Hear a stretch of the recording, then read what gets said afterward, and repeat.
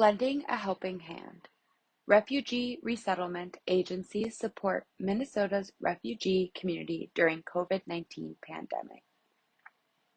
When COVID-19 first hit Minnesota, almost everyone was scrambling to get the latest news on the virus. The last roll of toilet paper at the store, and the lowdown on the state's plan to respond to the pandemic. This was just a small fraction of the challenges that recently arrived refugees faced during the COVID-19 pandemic. Abiba Rashid of Minnesota Council of Churches remembers the early period of fear and confusion. Newly arrived refugees wondered whether the pandemic was real, why initially it appeared that white people were mostly affected, and then why suddenly it seemed minority communities became more at risk. Several resettlement agency partners of the Minnesota Department of Health, MDH, Lutheran Social Services, Catholic Charities of Southern Minnesota, the Minnesota Council of Churches, and the International Institute of Minnesota witnessed this crisis and have since gone above and beyond to support our newest Minnesotans. Growing an existing partnership. Building on a longer history of partnership, MDH began contracts with these 4 resettlement agencies in March 2020 to conduct outreach and engagement around COVID-19 with newly arrived refugees. Though many of those contracts ended in December 2020, this committed team continues to meet bi-weekly to get updates from MDH and elevate questions and concerns from their clients. While other outreach contracts focused on running culturally specific COVID-19 hotlines, promoting social media health messaging, and conducting in-person testing or vaccination events, the outreach of the refugee resettlement agencies offered a distinct model. Rather than having community members call into a hotline, the agencies already had the contact information of their target population in the form of their existing clientele and reached out directly. The agencies generally only connect with people for up to their first year in Minnesota, unless they get involved in other agency programs. However, some were able to reach out to clients from as far as 5 years back with their COVID-19 funding from MDH.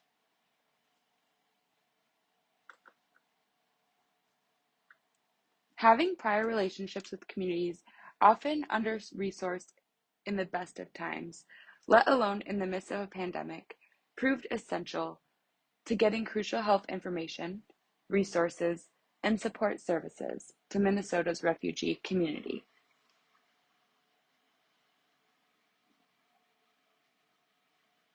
In addition to individual follow-up calls with clients, the resettlement agencies have offered many other valuable COVID-19 supports to newly arrived refugees. Some examples include weekly open virtual meetings to provide COVID-19 updates and listen to concerns, vaccination events, texts with links to key COVID-19 educational videos in multiple languages, employment and unemployment support, and food kits for those in need. However, this only scratches the surface of the agency's vital outreach. Chimi Wangchuk of the Minnesota Council of Churches explains, when you live in the community, you work 7 days a week. Getting COVID prevention supplies to families. Resettlement agency staff also sent what they called COVID kits, packages containing key health information and supplies to newly arrived refugee clients. Agencies determined what to include in the COVID kits by asking clients directly. In their weekly group calls with clients, Karen Blythe of Lutheran Social Services recalls asking families, "Are you able to get this kind of resource? Is it something you are struggling with right now?" to assess the most urgent needed supplies. Based upon these needs and recommendations from MDH, agency staff gathered translated COVID-19 educational materials, disinfectant wipes and sprays, hand sanitizer, masks, thermometers, and hand soap for the kids. Much like the families, the resettlement agency staff met challenges in getting the useful preventive supplies for their kids. Partnerships with local public health, MDH, and community members were key to getting the materials together. In one instance, putting together the COVID kits was quite literally a family affair. Christina Hamill of Catholic Charities shared their director's daughter sewed the masks and Hamill assembled the kits in her basement.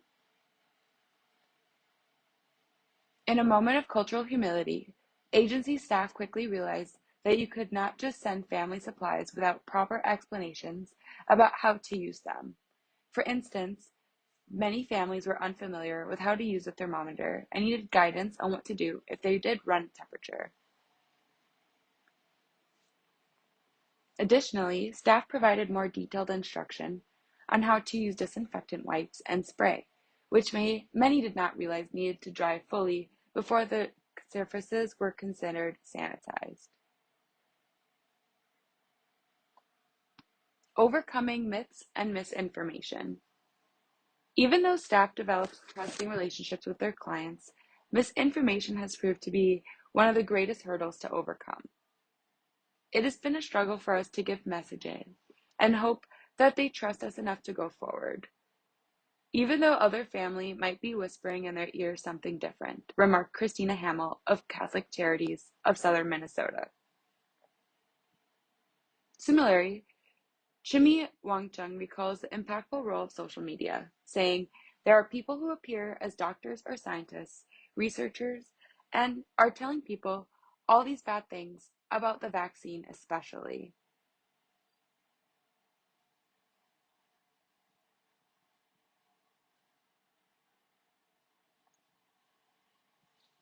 However, despite the myths circulating about COVID-19, the refugee resettlement agencies accomplished amazing things.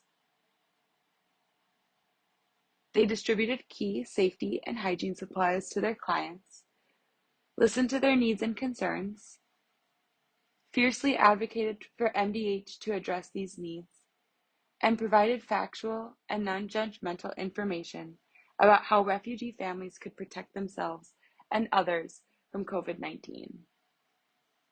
Sharing the story of one client, John Myers of Catholic Charities recounted a family who went from being staunchly against getting the vaccine to becoming vocal ambassadors for others in their community to get the vaccine like they had.